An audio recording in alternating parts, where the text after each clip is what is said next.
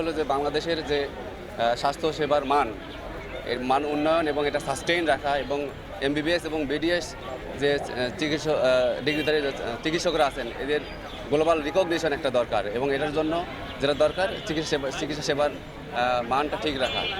সেই চিকিৎসা সেবার মান ঠিক রাখতে হলে আমাদের দেশের বিভিন্ন মেডিকেল কলেজ হাসপাতালগুলোতে পর্যাপ্ত শিক্ষক এবং চিকিৎসক নিয়োগ পদায়ন দরকার। এবং এই জন্য যেটা দরকার সেটা হলো আমাদের বিশেষজ্ঞ চিকিৎসকদের একটা নির্দিষ্ট সময় পর বা আমরা এলিজিবল যারা আমরা যোগ্য তাদের পদোন্নতি দরকার। কারো চাকরি 10 বছর, 11 বছর, 12 বছর হয়ে যাচ্ছে, এর চেয়েও বেশি আছে। অথবা অনেকে সহকারী অধ্যাপক আছেন, সহযোগী অধ্যাপক আছেন যারা দীর্ঘদিন একই পদে রয়ে গেছেন, কিন্তু তাদের একই বিসিএস এর অন্যান্য ক্যাডারের যারা আছেন তারা দেখা যাচ্ছে পদোন্নতি পেয়ে অনেকে শীর্ষে অবস্থান করছে। এই যে দীর্ঘদিনের বঞ্চনা, এই বঞ্চনা থেকে বেরিয়ে আসতে হবে।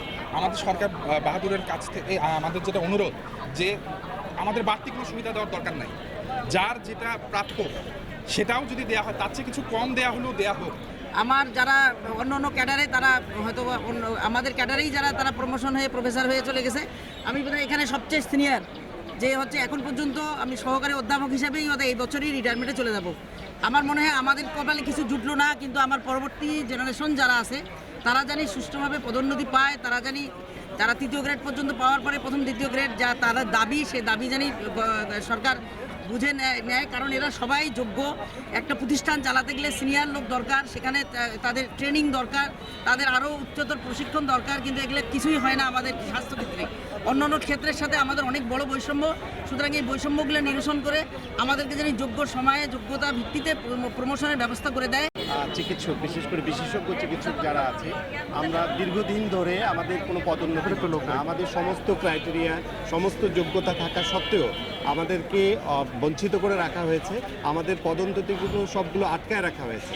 আমরা পদোন্নতি যেহেতু হচ্ছে না, এটা অন্য ক্যাডার সমযোগ্যতা নিয়ে তারা অনেক আগেই পদোন্নতি হয়ে গেছে।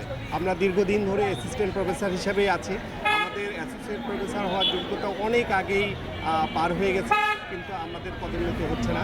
এই জন্য আমরা আজ প্রতীকী কর্মসূচিতে দাঁড়িয়েছি। 2 ঘন্টা কর্মসূচি, 2 ঘন্টা কর্মবিরতি। এরপরেও যদি প্রশাসন আমাদের পদোন্নতির ব্যবস্থা না করে তাহলে আমরা পুরা ডে আমরা আন্দোলনে চলে যাব।